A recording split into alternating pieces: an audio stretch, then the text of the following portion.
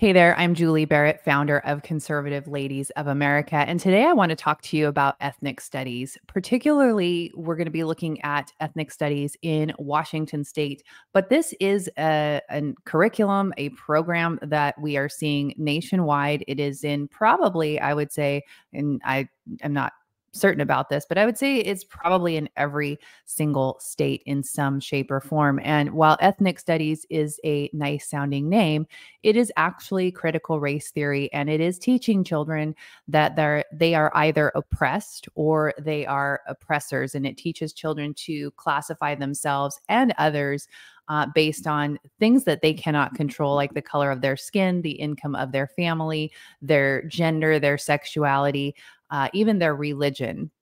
So I want to walk you through what this is all about. Back in, I think it was 2022, I started doing a deep dive on ethnic studies because it was mandated in Washington state. And I really wanted to learn what was involved in this policy and what the children in Washington state schools were going to be learning with ethnic studies. And so here's a quote from the National Educators Association, the big national teachers union. Educators see ethnic studies as a way to boost student achievement, especially among students of color, and to broaden curriculum that too often overlooks the rich history of ethnic minority groups. In 2019, Washington state legislature passed Senate Bill 5023. That bill reads, in order to prepare students to be global citizens.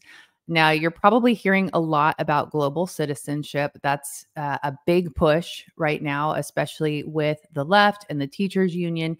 And whenever you hear global, pretty much global anything, it's not a good thing. Anyway, in order to prepare students to be global citizens, the legislature intends to require the Office of Superintendent of Public Instruction, that's the OSPI, to develop and periodically update essential academic learning requirements and grade level expectations that identify the knowledge and skills that all public school students need to be global citizens in a global society with an appreciation for the contributions of diverse cultures. The Office of Superintendent of Public Instruction must also identify and make available ethnic studies materials and resources for use in grades 7 through 12. Now, ethnic studies is not currently a graduation requirement in Washington state, but they are working in that direction. At the end of 2022, the State Board of Education was looking at adding it to the graduation requirements, but they haven't done it yet, but it is definitely on their agenda of things to do. They also passed Senate Bill 6066 in 2020, which makes the same materials available to students in grade K through 6. So now we've got, between those two bills, we've got curriculum covered between K and 12. So this is a big push in public education, which I'm sure is no surprise to you, and you've probably been hearing about it. Ethnic studies is often put in with SEL, which is social emotional learning, because it is that CRT stuff. So all of this stuff gets really enmeshed, and it can be difficult to separate. But here in the case of Washington, they've actually got a specific curriculum for it. They are running specific classes for it as well. They've got work groups and different committees that are through the OSPI, which is the Office of Superintendent of Public Instruction. So it is a big push, and it is pretty easy to find. When I did my deep dive, my children were in school in North Shore School District, which is in Bothell, Washington, and they had a wealth of information on their ethnic studies curriculum on their website, and I was able to dig through slides from work group meetings, committee meetings, and really find out what the plans were for this curriculum in the school. I want to show you some of the new curriculum for North Shore School District. I no longer live in Washington state, but this was passed along to me by a current resident who is not even a parent in Washington state, but is very concerned about the direction education is going. And so he shared this with me, and I would encourage you, like this concerned citizen, to follow along with your school board policies, track what your school board is doing, attend the school board meetings either virtually or in person. It's really important. I feel like education is the biggest issue of our time. We have got an entire generation of American citizens that are being completely indoctrinated. And these are the people that are going to be running our country. And so this matters to all of us. So I really encourage you to get involved. But I want to take a look at this curriculum with you so you can see exactly what they've got going on here. So NSD is North Shore School District Ethnic Studies High School Curricular Unit Overview. So this is what they're giving to the high school kids. The purpose of ethnic studies is to transform student lives by promoting healing from historical trauma, humanizing and empowering all students, and promoting civic and community engagement through action in solidarity with others. So what they're trying to do here is, number one, you've got them teaching kids that they need to be healed from trauma. We need to stop allowing these people to tell our children that they have been traumatized. This already puts children into a victim mode. And most kids, certainly some kids have trauma, have been through some child abuse or whatever their situation is. But en masse, we don't need to be telling kids that they have trauma that they need healing from. You also see here that they want to encourage activism in these students, which is very much a priority for the left. That is all part of critical race theory, i.e., or AKA ethnic studies. So, ethnic studies pedagogy promotes collaboration in learning, higher level thinking, and critical analysis of racism and other forms of oppression. So, we're going to just look at racism and oppression and find problems that we maybe weren't noticing before. Ethnic studies further provide students with the opportunity to understand themselves and their intersectionality in relation to society. Now, it's kind of hard to see because it's so small. Let me see if I can zoom in on it here. Let's see if we can. This little guy here is, and I can't, it's very small and I'm going to blow it up and it's going to distort, but this is a intersectionality flower. They have an intersectionality wheel. You've probably seen those before. You can just Google wheel of intersectionality and you'll get a number of different things. But basically it's where, you're looking at different things like your gender, your sexuality, your religion, your color, your parents' financial status. So that's what that is. That's why they want to make intersectionality a big focus. And the more intersectional you are, the more marginalized you are if you have a lot of intersectionality. And you've seen this in a lot of policy that different states are making. Washington State passed a bill this year. It was House Bill 1541. That is the Nothing About Us Without Us Act, which requires people with direct lived experience to be on all of these work groups and task force within the state. And so basically they're giving special preference to people with lots of intersectionality. And kids are being taught this in school. So they go through the definition of a theme. This theme is reflection and action. Student action, as defined by ethnic studies, fosters a sense of advocacy and empowerment that cultivates the internal motivation to be a local, community, and global change maker. There's your activist again. Through reflection, students increase their collective understanding of the power they have to positively impact their experiences and the experiences of people around them. By equipping students with the tools to think critically and take action creatively, they are able to leverage their own voice and agency in the transformative work that they do. And then it goes on to definition of the theme of identity. Identity, as defined in ethnic studies, is the way we view ourselves as a member of multiple communities with distinct cultures and mores, including our intersectionalities, there we go again, and how our identities affect the way we are perceived by ourselves and others. Notice with ethnic studies, critical race theory, social emotional learning, all of it is me, me, me. There's not a lot of outward focus of what I can do for other people, what I can do for my community. It's all very inward focused. And then we've got power and oppression. There's also the wheel of power and oppression, which you can Google that as well. It looks a lot like the intersectionality flower. But power, as defined by ethnic studies, is the way in which individuals and groups intentionally and unintentionally manipulate and exploit resources in order to amass wealth and control, thus creating the perpetuating social, economic, and political stratification. These hierarchical power structures maintain oppressive systems, institutions, ideologies, and interactions.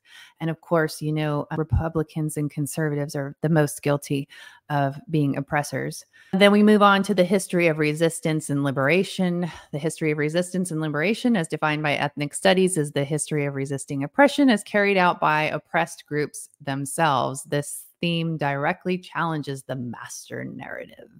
And then just really quickly over the healing and futurity is defined as to honor the ways of knowing and being of minoritized communities and to utilize that knowledge to shape humanizing pathways, approaches, and realities. Healing is also recognizing that minoritized communities are present in our futures and actionizing hope that these collective futures will be rooted in justice. So then we go through into the unit overview.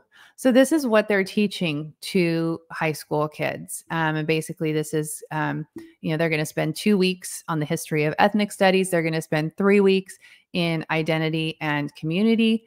Seems like a lot of time to be looking at intersectionality and power and privilege. I mean, can you imagine being a high school student and having to sit through this for 3 weeks? And not just, I mean, this is like a whole unit, right? So 2 weeks, 3 weeks, 3 weeks, 3 weeks. You're looking at like 15 weeks here.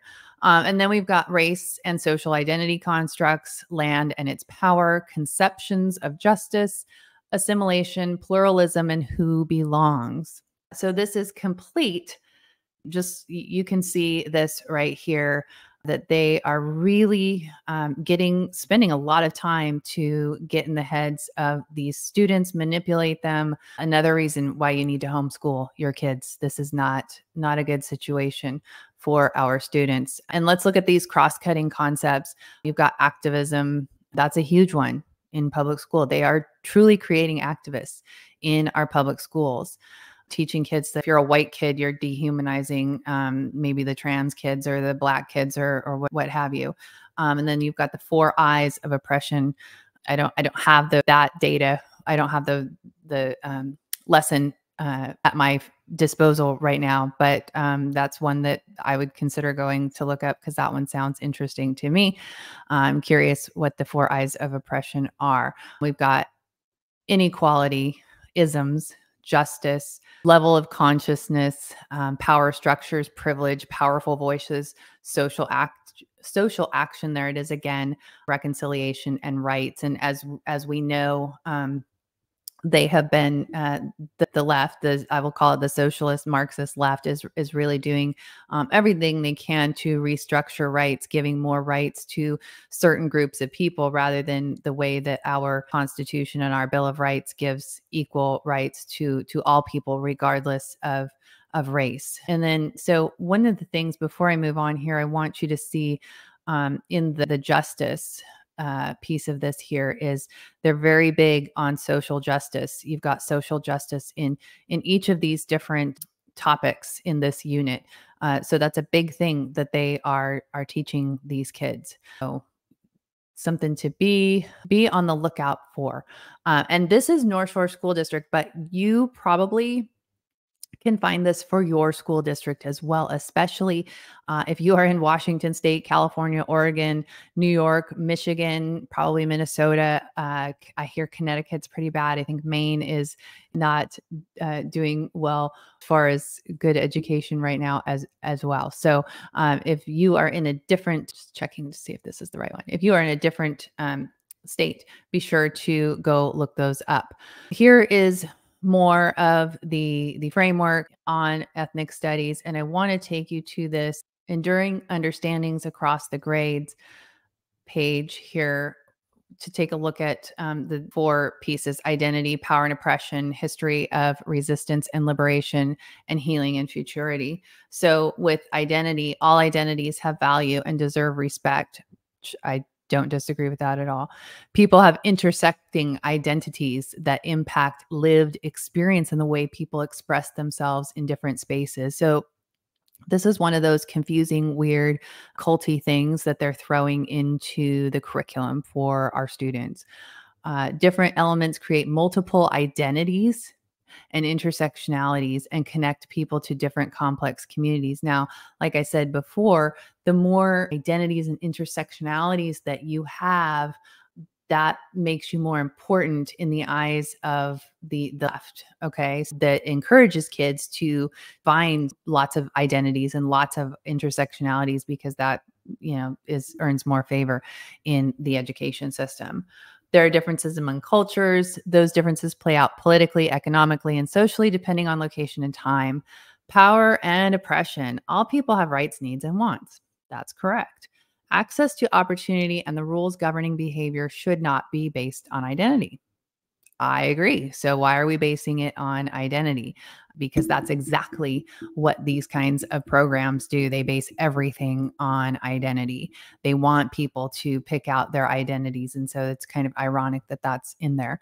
People's different lived experiences can be attributed to systems and perceptions. Power dynamics are at play in daily interactions based on identities. And so here you see, like, we shouldn't be focused on identities, but yet that's exactly what they're doing. And so we've actually creating this system. They're creating racism. They're creating division, and they're doing it intentionally.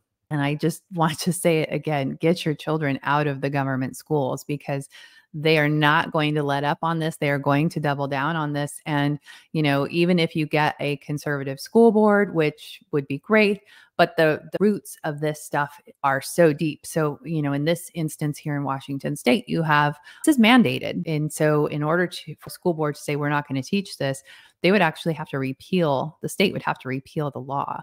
And I don't see that, at least in Washington, I don't see that happening in at least the next couple decades. So moving on to history and resistance of liberation, oppressed groups engaged in resistance and liberation, accomplices and co-conspirators work together to resist and dismantle systems of oppression, which is exactly what they want. They want what they're teaching these kids are systems of oppression. They want it all dismantled. Intersectional identities can affect people's experiences, action, and impact how they resist and work toward liberation. And then healing and futurity, belonging, whether to a culture, to a group, to a history, is a rich resource for healing.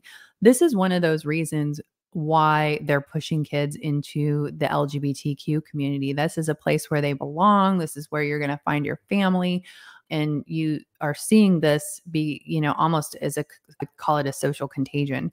And that's all, like, it all works together. It's all a web, and all of these different things work together. All of this that they're doing, it all is very intersectional.